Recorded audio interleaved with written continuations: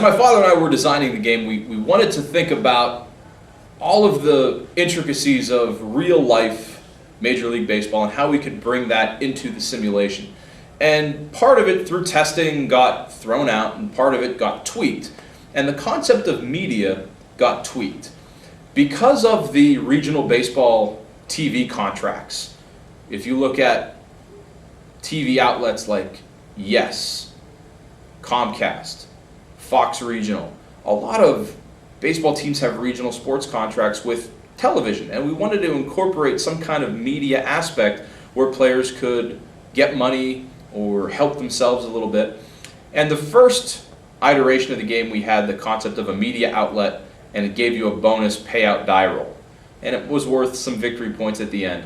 But we found out everybody was doing it. So it was a zero-sum thing. If everybody's doing it, why do we have it? It's kind of like a waste of time. So that evolved into the concept of a media cube. So you could buy some media coverage, you could buy some favoritism, if you want to look at it that way, in the media. And these media cubes would help you do different things. The main thing they do is they help you affect die rolls. And we talked about die rolls earlier. We said you could buy DRMs at $1,000 a piece. Or, I'm sorry, at $500 a piece. Media cubes are $1,000 a piece, and they let you affect the die roll after you've rolled. So, if I'm attempting to bring a phenom up to the major, and I roll, and I get a 7, if I don't have any extra DRMs beforehand, I'm stuck with a 7.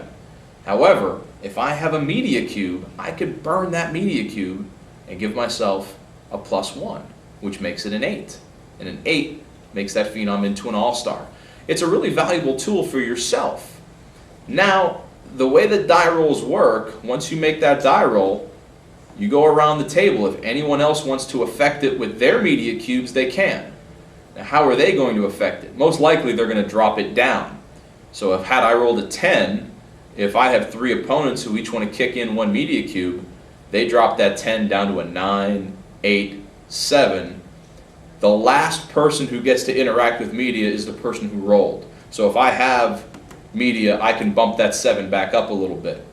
It's completely voluntary. If player A and player B don't throw any media on me, player C might not either. And then I don't have to affect myself. But the player who rolls always gets the last say. That's the negative aspect of media, how you can attack people with it. You can also trade media. Like we talked about in the last video, trading is big in Lords of Baseball. I'll give you an example. Let's say, for example, my opponent doesn't have any media cubes, and his last roll, trying to bring a phenom up to the majors, is a 7. And he doesn't want a regular, he really wants a money player, an all-star player. I can tell him, I will affect the media on your behalf. I will give you a plus. Once someone says, I'll trade you a media cube, everybody else is shut out. There can be no negative media played against it if there's a trade. So I'll tell my opponent, I'll give you a media cube and I'll bump you up to an 8. All it's going to cost you is, and then I state my demands, whether it's 3 regular players so that I could cut some journeymen, it could be $5,000, it could be any combination. I could ask for a player in return in the farm system. Like I said in the previous video, I can't ask for victory points and I can't trade cards. That's it. I can trade anything else I want. And if he's open to that trade, that's great. We make our deal, no one else can affect it negatively with their media, and he gets his all-star, and I give him a media cube in order to do that. So media works both ways. It can help someone, and it can hurt someone. Plus, at the end of the game, it's worth victory points. 2 media cubes that you discard are worth 3 victory points right now. And as we have tested and continue to test, that might be altered. It might be 2 victory points equal, 2 media cubes equal 5 victory points. We haven't set the VP in stone just yet. We have enough people giving us feedback about the way they like the points. We've been set at 2 cubes equal 3, and that's worked really well.